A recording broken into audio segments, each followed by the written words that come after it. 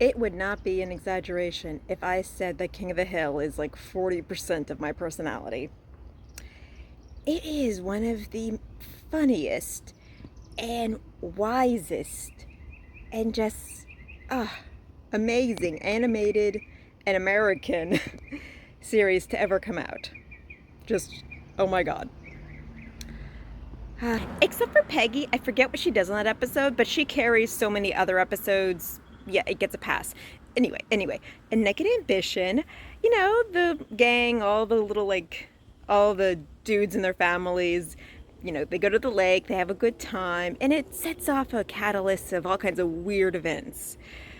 For starters, Bobby Hill, the sweet, innocent, good-natured Bobby, accidentally sees his cousin, Luanne, completely nude in the shower. And he's mortified. He loves the woman like a sister, like a goofy big sister. But his friend Joseph is absolutely entranced.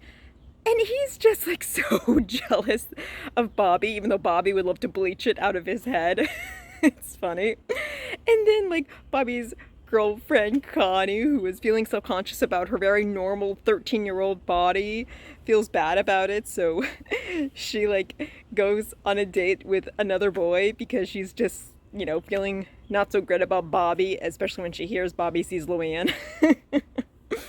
And the episode is all about how, even though Bobby's disgusted by it, he's a bro, so he tries to help Joseph, see Luanne, but instead Bobby just keeps running into everybody else, and Luanne just keeps running into everybody else. It's awful. And Joseph's just suffering in the corner. But also in this episode, Bobby and Connie come to an understanding where they want to see each other nude, not for sexy reasons, but because they want to share an intimacy. And Bobby, being the gentleman, he takes off his shirt and shows his pudgy little belly and man boobs first. And Connie calls him beautiful, and he is sincerely so happy. But before Connie can, do the same, her parents walk in, and yeah, Bobby's mortified. He's rushed out the house, and I know it's not where it comes from, but Con later writes a song saying "Fat White Lump" that he wants Connie to practice on her violin. And Bobby's so flattered that it's based off him. And then Connie's father, yes, they did that, he tells Hank Hill, and yeah, Hank is, at first very upset that his son was doing something so improper, but then he's not encouraging, Bobby to be some kind of, abusive or perv. He doesn't want that for his son, no, but he does giggle to himself that, his son has an innocent romance and does want to see flesh. He's a little relieved by that, I'm sad to say. And what also makes it great is, while all this is happening for poor Bobby, Hank's three best friends, Boomhauer, Dale, and Bill, they all end up in a mental asylum for different reasons. And the reasons are all perfect. First, Boomhauer, he falls asleep on a raft and he goes down the river and he's scared to jump off of it because he's not close enough to any land. And when he finally does, he ends up in the city and he's delirious, he's dehydrated. Officials have to take him in and bring him to a mental hospital. And, it takes him a while to recover, but he calls Dale, of all people. I think he's embarrassed to call Hank. He calls Dale, and Dale, for some godforsaken reason, decides he was going to break out his friend. Not just, go to the front, explain the situation. No, he tries to break in. And then the doctors, decide to test him, give him meds. He doesn't not mind it. Apparently, it's a classy joint and has decent meals and activities. But yeah, the two want to get out, but they have a hard time convincing anybody. Have you heard Boomhauer talk? There are selective people that understand him out the gate. Selective. Of course, his dearest friends, but yeah. So, yeah, then they decide to call Bill, miserable, depressed, thirsty for any attention Bill. And in 2 seconds, Bill is sitting in a group talking about his problems. So again, Dale says, "Hey, boys, let's all plan to escape." It fails. And then he's like, the first person to wake up, call Hank. And yeah, Hank is fine to come get his friends. Boomhauer, after everything's explained, cleared for everything. Dale, they asked to please keep taking the medication. Dale doesn't even mind. He just likes to break it in half to make it easier to swallow. Bill says he wants to stay, and that would probably be a good idea, but the Christian Hank says that you're depressed, not insane. Let's just go home. Yeah.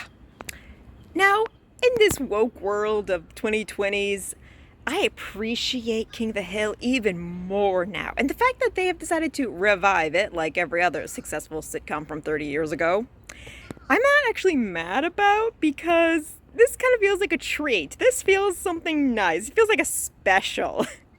This feels nice.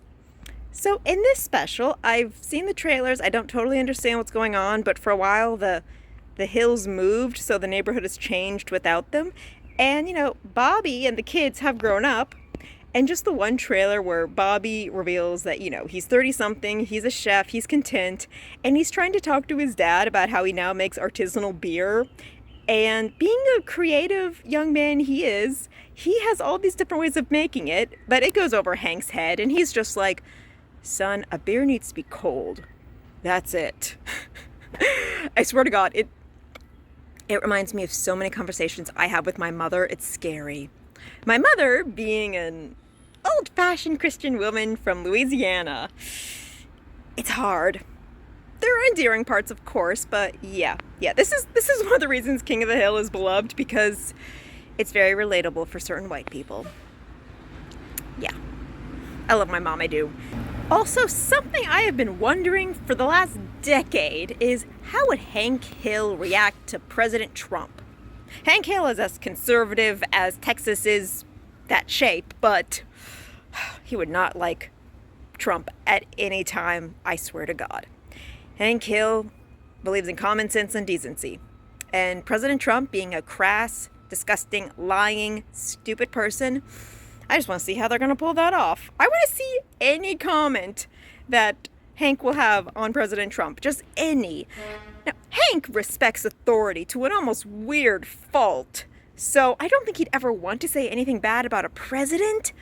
But with everything Trump has done, I am just so curious of what the hell they're going to say. Are they going to be super coy about it? Are they going to be blunt about it?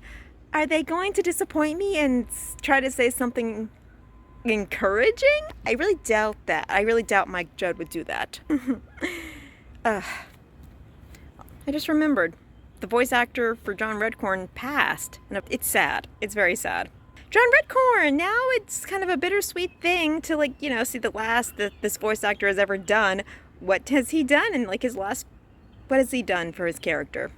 I want to see that too. I don't know. Also, what is Peggy doing? Is she retired? Is she becoming a teacher? Teachers have the hardest time yet these days. I want to know if she'll make a comment about, I don't know, Abbott Elementary. Yeah, these are things I'm curious about. King of the Hill, I don't know. It's like revisiting an old friend in my time. Yeah, the way that the trailers came off, it still seems to capture that spirit, but they are very aware that they've aged. If anything, I think they appreciate that they've aged, because it just makes Hank's absolute squareness even more prominent and wonderful.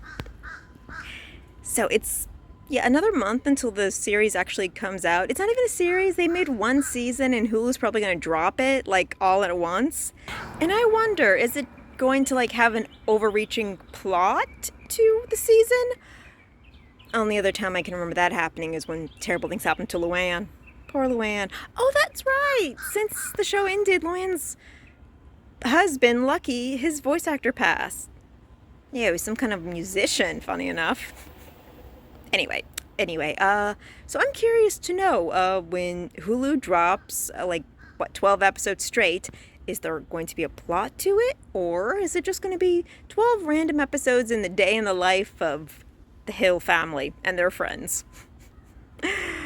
I am scared, but I honestly feel like, because this is going to be a comedy, that there are such, light expectations for it. In a way, it's kind of like when Reno 911 or Psych did their, movie specials 10 or 15 years later, where I'm going to laugh for an hour or so and enjoy it, and then, I'm just going to say, okay, see you guys in another 10 years. King of the Hill, welcome back.